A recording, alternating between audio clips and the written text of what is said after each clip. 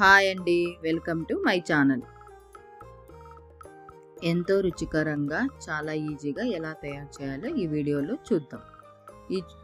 ఈ వీడియోని చివరి వరకు చూడండి. ముందుగా నేను ఇక్కడ 1.5 kg చికెన్ని కడిగి తీసుకున్నాను. ఇప్పుడు ఇందులోకి 2 చెంచాల ఉప్పు, 1 టీ స్పూన్ పసుపు వేసి బాగా కలుపుకోవాలి. ఈ వీడియోలో చూపించే విధంగా ముక్కలకి బాగా ఉప్పు పసుపు పట్టే విధంగా బాగా కలుపుకోవాలి.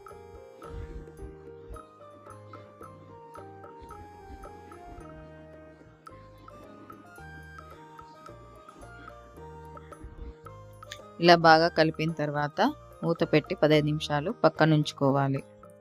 15 నిమిషాల తర్వాత ఒక స్టవ్ మీద ఒక ప్యాన్ పెట్టుకొని ప్యాన్ వేడయ్యాక 5 లవంగాలు, 3 యాలక్కలు, కొంచెం దాల్చిన చెక్క, 1 చెంచా వరకు మిరియాలు, 3/4 కప్పు ఎండు కొబ్బరి, 2 టేబుల్ స్పూన్ల ధనియాలు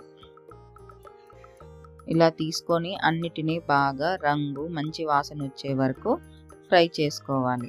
ఇలా రంగు వాసన వచ్చినిచ్చి ఈ మసాలాల్ని పక్కన పెట్టుకొని అదే స్టవ్ మీద ప్రెషర్ కుక్కర్ గిన్నెను తీసుకోవాలి. ఇప్పుడు మూడు చెంచాల నూనెని వేసుకున్నాను. నూనె వేడయ్యాక 1 టీ స్పూన్ జీలకర్ర, 1 టీ స్పూన్ ఆవాలు వేసుకోవాలి. ఇప్పుడు అదే నూనెలోకి ముందుగా తరిగి పెట్టుకున్న ఉల్లిపాయ ముక్కల్ని వేసుకోవాలి. నేను ఇక్కడ 1 తీసుకున్న ఉల్లిపాయ, ఇక్కడ 4 పచ్చిమిర్చిని తరిగి వేసుకోవాలి. ఇప్పుడు అందులోకి 1 మీడియం టమోటాని తరిగి వేసుకోవాలి. చిన్న ముక్కలుగా కట్ చేసుకోవాలి. ఇప్పుడు అందులోకి కొన్ని కరివేపాకు రెబ్బలను వేసుకోవాలి. వీటన్నిటిని బాగా గోల్డెన్ బ్రౌన్ కలర్ వచ్చే వరకు వేయించుకోవాలి. గోల్డెన్ బ్రౌన్ కలర్ వచ్చాక అందులోకి ముందుగా నానబెట్టుకునే చికెన్ వేసుకోవాలి.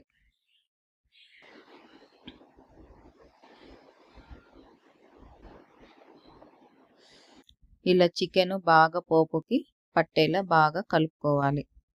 బాగా కలిపిన తర్వాత ఊరికి జస్ట్ మూత అలా పెట్టాలి, టైట్గా పెట్టకూడదు. కుక్ చేసుకోవాలి. వాటర్ అంతా అబ్జర్వ్ అయ్యే వరకు కుక్ చేసుకోవాలి.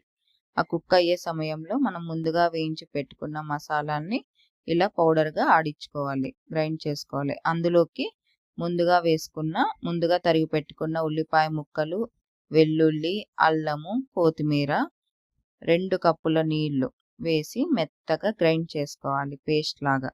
ఇలా వీడియోలో చూపించిన విధంగా ఇలా గ్రైండ్ చేసుకున్న మిశ్రమాన్ని పక్కన పెట్టుకోవాలి. ఇప్పుడు చికెన్ చూడాలి వాటర్ అబ్జర్బ్ అయిందో లేదో అని. చూడండి, వాటర్ మ్యాక్సిమం అబ్జర్బ్ అయిపోయింది.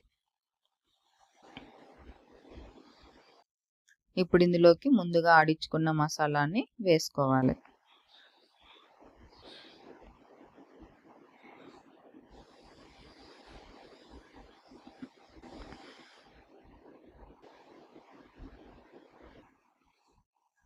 రెండు చెంచాల కారం పొడి తీసుకోవాలి. మీకు కావాలనుకుంటే కారం ఇంకా కొంచెం ఎక్కువ వేసుకోండి. ఇందులోకి నేను 1 గ్లాస్ వాటర్ వేసుకున్నాను. మీకు వాటర్ కావాలనుకుంటే ఇంకా యాడ్ చేసుకోండి. గ్రేవీ ఎక్కువ కావాలనుకునే వాళ్ళు వాటర్ వేసుకోండి. ఇప్పుడు 1 టీ స్పూన్ ఉప్పు వేసుకోవాలి. బాగా కలుపుకోవాలి.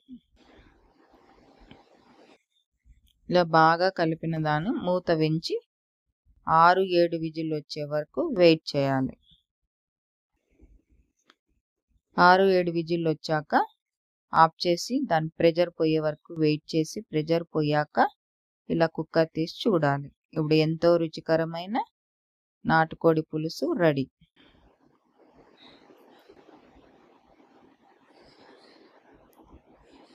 ఈ నాటుకోడి పులుసు దేనిలోకైనా, ఇడ్లీలోకి, దోశల్లోకి, చపాతీల్లోకి, అన్నంలోకి, ఎందులోకైనా చాలా టేస్టీగా రుచికరంగా ఉంటుంది. మీకు ఈ వీడియో నచ్చినట్టయితే లైక్ చేయండి.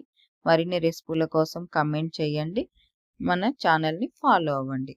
Thanks for watching.